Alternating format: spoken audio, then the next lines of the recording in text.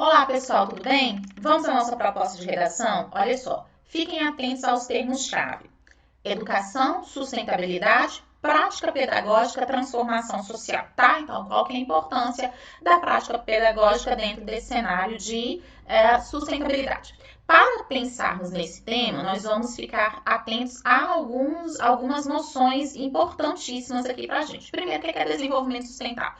Desenvolvimento sustentável é aquilo que se baseia numa série de pequenos padrões. Por exemplo, tudo que é economicamente factível, que pode ser realizado em favor do bem comum, ecologicamente apropriado, ou seja, com o mínimo de impacto ambiental, socialmente justo e culturalmente equitativo. Inclusive porque a ausência de um desenvolvimento sustentável, a ausência, por exemplo, vou colocar para vocês aqui, por exemplo, a ausência de saneamento, que é um problema também ambiental, de preocupação ambiental, tende a afetar as pessoas mais pobres. Então, aquelas pessoas que já sofrem com qualquer tipo de discriminação, negros, pobres, enfim, esses indivíduos eles também sofrem mais pela ausência de um desenvolvimento sustentável, que tem a ver com uma sociedade mais justa e melhorada para todos.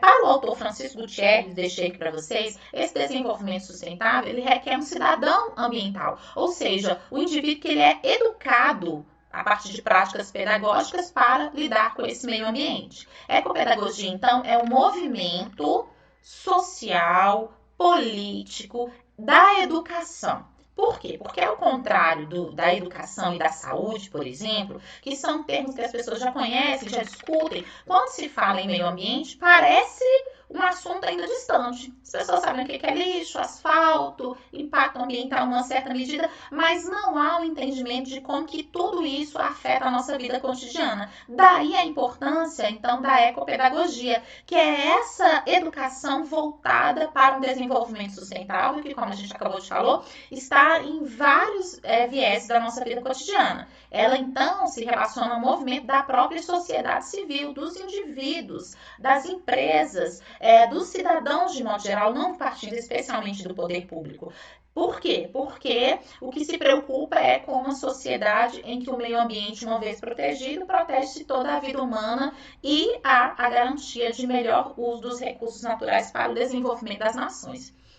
O que seriam, então, práticas pedagógicas para a transformação social, né? Qual que é a importância dessas práticas pedagógicas para a transformação social? Primeiro, porque quando se educa, a gente já está mediando uma ação de pensamento crítico e inovador, de transformação, de mudar, por exemplo, o que era resíduo, que era lixo, transformar em algo que pode ser reutilizado. Isso é algo bastante inovador, que exige inteligência, que exige pensar a sociedade, que exige a noção de que não existe fora, né? A gente costuma dizer isso, não existe jogar o lixo fora, porque não existe fora, nós estamos todos dentro da casa terra.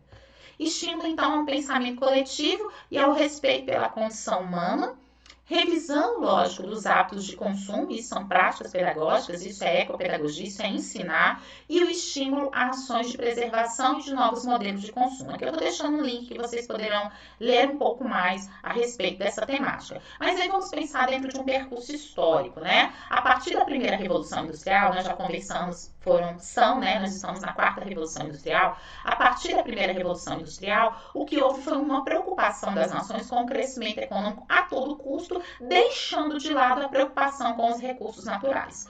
Mais adiante, quando essa preocupação ela começa a surgir nas sociedades, nós vamos ver uma problemática já bastante instalada, que é especialmente aquela relativa à produção de lixo. A globalização, então, como estilo de vida, esse encontro das muitas culturas, das muitas nações, é lógico que isso vai tornar as economias muito mais pujantes. Mas quanto mais pujante, quanto mais forte for uma economia, mais impacto ambiental ela tende a trazer. Então, é típico do mundo globalizado, essa força motriz do mundo globalizado, o capitalismo. Mas essa expansão de mercados e mercadorias, nós sabemos que tende a trazer uma série de impactos ambientais. A obsolescência programada, por exemplo, é uma delas, muito típica do momento atual, em que nós sabemos que um produto hoje ele tem o seu tempo de utilização calculado, pensado para o descarte e a substituição, movimentando a sociedade de consumo.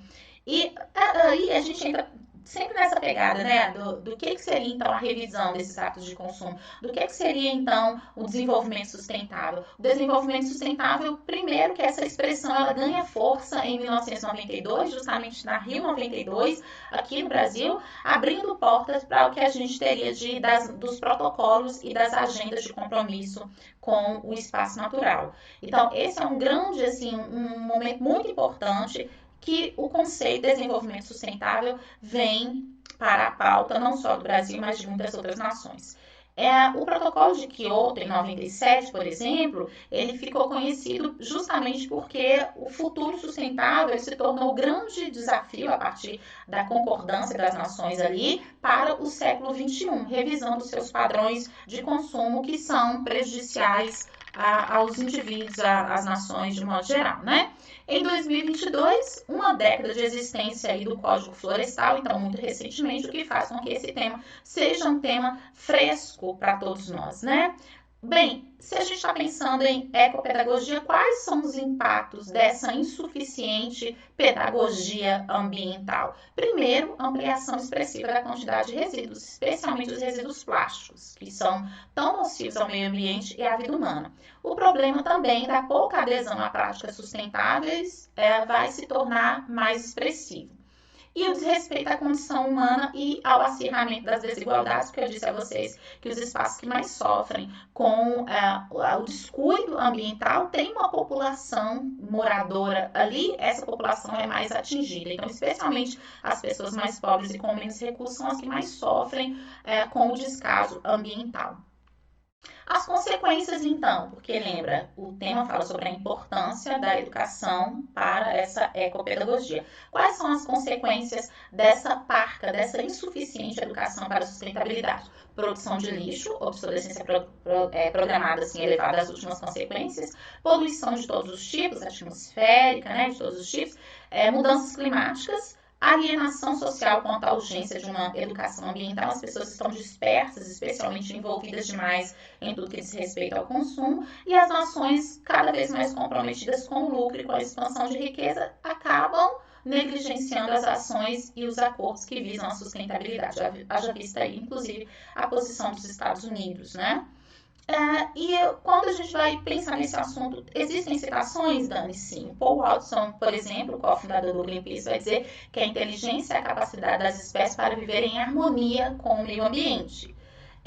Uma outra citação do Arnold Toynbee, não sei se é assim que se diz, ele diz assim, tornamos-nos deuses da tecnologia, mas permanecemos macacos na vida, né? Então a gente acaba não cuidando do próprio espaço, evolui-se em alguns aspectos e em outros não. A tecnologia move o mundo e desorganiza a natureza, talvez a gente poderia pensar assim.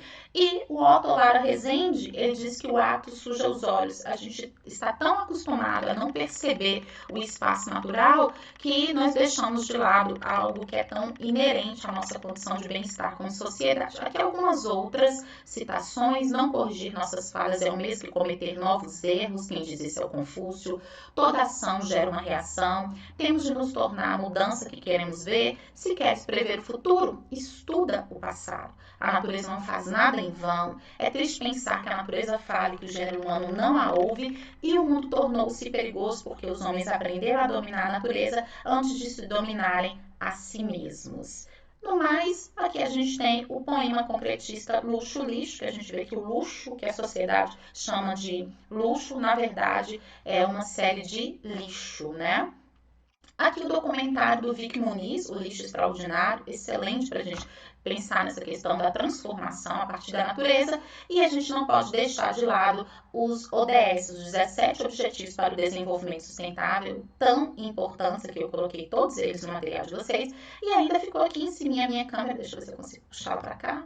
Mas aqui é a Greta, né? A Greta é uma ativista ambiental, uma garota, e ela fala muito sobre essa questão ambiental, e é interessante pensá-la, especialmente quando vamos imaginar a preocupação com as causas ambientais marcadas pelo engajamento juvenil a favor do meio ambiente, do espaço natural, tá? Então, não se perca do tema. A importância da educação para uma prática de desenvolvimento sustentável capaz de gerar transformação social. Qual é essa importância? Diminuição do lixo, desenvolvimento de um cidadão crítico, um cidadão que pensa a sua relação com o espaço natural, ok?